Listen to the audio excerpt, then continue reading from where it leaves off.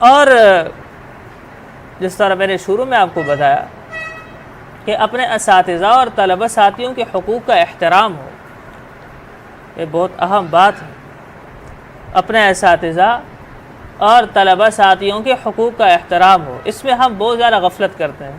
دوسرے کی کتاب بغیر اجازت اٹھاتے ہیں، دوسرے کا قلم ہم بغیر اجازت کے اٹھاتے ہیں، ہم اس سے پوچھتے نہیں ہیں۔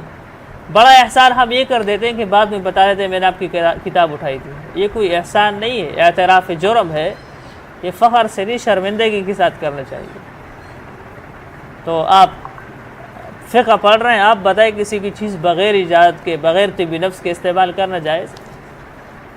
تو ہم کس طرح کرتے ہیں؟ آپ دیکھیں، آپ کبھی کتاب لائیں یا قلم لائیں، 2 دن میں نہیں ہوگا۔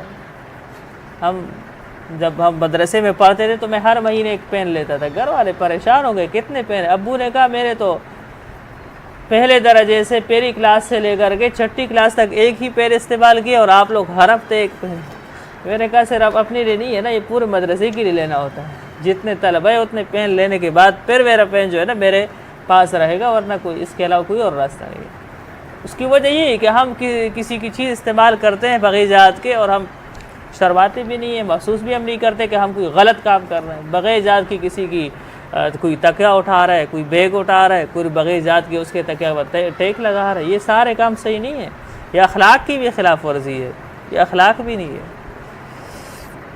اس کے ساتھ ساتھ ایک طالب علم جب مدرسے میں رہتا ہے تو مدرسے کے قوانین کی پاسداری، اگر ادارہ کوئی قانون بناتا ہے تو آپ کے فائدے کے لیے بناتا ہے، اس لیے